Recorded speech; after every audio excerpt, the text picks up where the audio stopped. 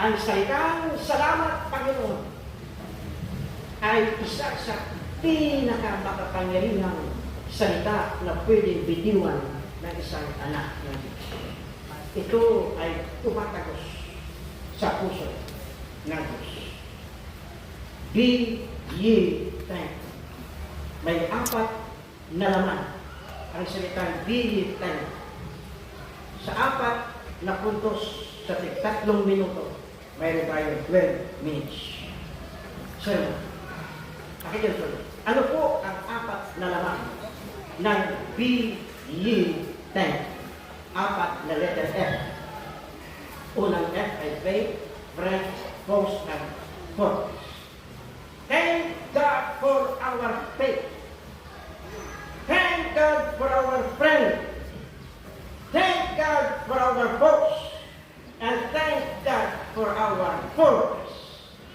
Yan po ang ating bibigyan ng diin ngayong umaga. Be thankful, ang ibig sabihin, point number 1, thank God for our faith. Salamat sa Diyos sa pananampalataya. 1 Peter chapter 4, verse 5, the Bible says, for whatsoever is born of God overcometh the world, and this is the victory that overcometh the world, even ourselves. Sa pamagitan ng panampalataya, tayo po'y nagtatagumpay. Ang ibig sabihin, faith upholds a Christian under all trials. Salamat sa Diyos sa panampalataya, sapagkat ito ang naging dahilan na tayo nagiging matatag, lalo sa bawat pagsubok natin nararanasan. Faith will demolish, destroy, dismantle, bulldoze, and bring down all the barriers to Christian progress. Ang panampalataya ang siyang gumigiba, siya nagwawasak, siya po ang naglalansag, binubuldos niya po ang lahat ng mga hadlang sa ating mga buhay upang tayo ay makalusot sa bawat problema at tayo nagiging matagumpay. Faith is the antidote to hindrances, the hurdles, the obstructions, the roadblocks, the handicaps, difficulties, the setbacks, and the restrictions to living a victorious Christian life. Ito po ang ating panglaban sa mga hadlang ng ating mga buhay. Faith magnifies our strength above our weaknesses. Ang panampalataya ang siyang nagiging dahilan na ang pagtingin natin sa problema ay napakaliit sapagkat mayroon tayong napakalaking Diyos. Yan po ay sa pamagitan ng panampalataya. Faith makes us victorious no matter how hopeless the situation. Nakaranas tayo na pag tayo ay susuko para tayo bibigay na sa bigat ng problema, pero dahil sa panampalataya tayo nagtagumpay. Faith overcomes setbacks and keeps us focused on our goal even in hard times. Ang panampalataya ang siyang nagbibigay sa atin ng tagumpay laban sa mga dagok ng buhay, laban sa mga sagabal na ating dinadaanan, at sa pamagitan ng panampalataya, hindi tayo nakatingin sa dami at laki ng problema, kundi nakatingin tayo sa laki at kapangyarihan ng ng ating Diyos. Yan po ang pananampalataya. Thank God for our faith. Maliban pa sa tagumpay laban sa pagsubok, letter B ay titin ng Ephesians chapter 2 verse 8 and 9. For by grace are ye saved through faith, and that not of yourselves, it is the gift of God, not of works, lest any man should boast. For by grace are ye saved through faith. The Bible has one central thing: salvation through faith in Christ. Praise God.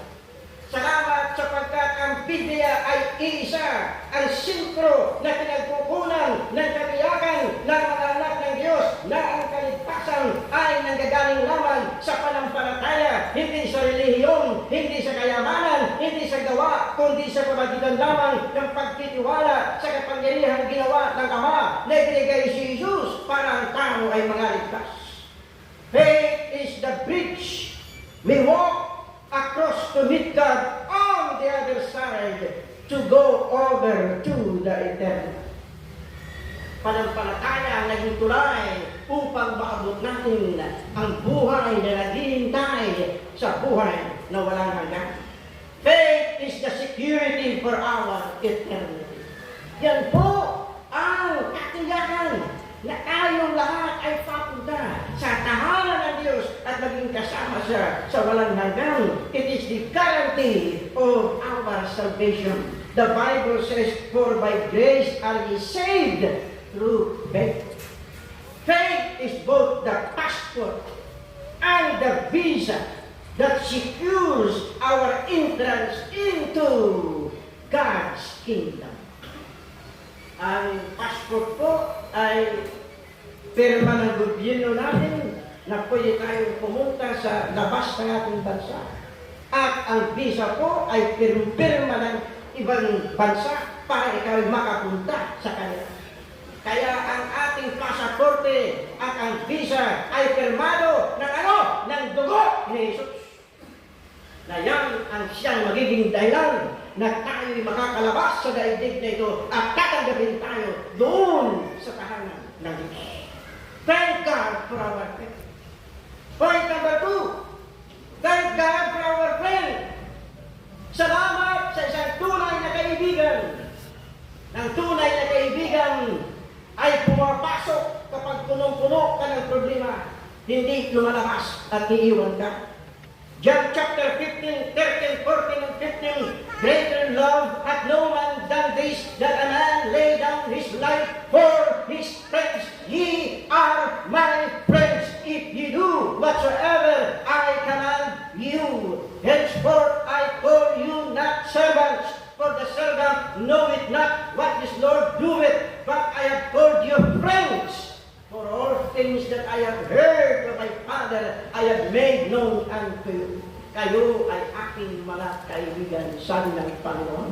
Hindi lamang na tayo kanyang mga iniligtas, hindi lamang tayo kanyang mga anak, kundi tayo kanyang kaibigan, at walang pinakamataas sa ating buhay Kristiyano, kundi si Jesus, ang ating tunay na kaibigan. What a friend we have in Jesus. Ang ating kaibigan tunay ay si Jesus. Bakit po?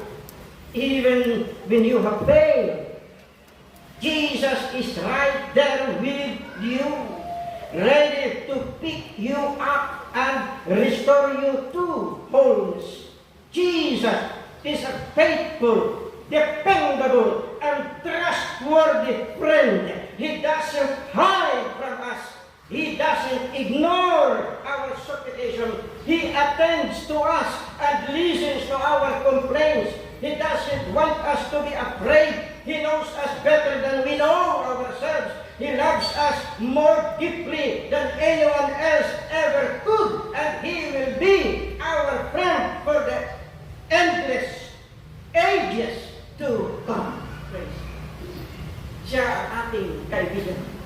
Na kung tayo bagsak na bagsak, ay lalapit ang Panginoong Jesus sa kahawakan tayo at itataas tayo ng Panginoon, ilalagay sa mataas na kalagayan Kailanman ay hindi siya nagtatago sa atin. Kailanman hindi siya lumalayo sa atin. Kailanman ay hindi niya tayo itatakwil at palaging nakikinig sa ating mga pangailangan. At ayaw ng ating kaibigan na tayo ay nanginginig sa takot. Ayaw ng ating kaibigan na tayo ay nanginginig sa mga pangambang nangyayari sa ating sanlibutan. Ang pag-ibig ng ating kaibigan ay nariyan at walang kapantay.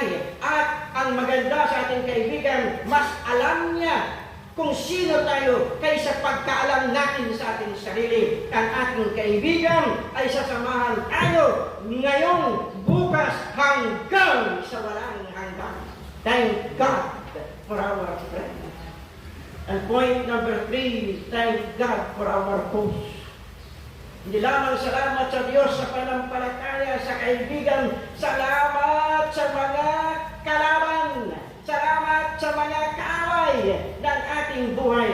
Ang sabi ng Bible sa Old Testament, ang pinakamatinding kalaban ng mga anak ng Diyos ay napakalaki. Ang tawag dito ay higante. Sa Numbers 13:31 to 33, but the man that went up with himself, we be not able to go up against the people, for they are stronger than we.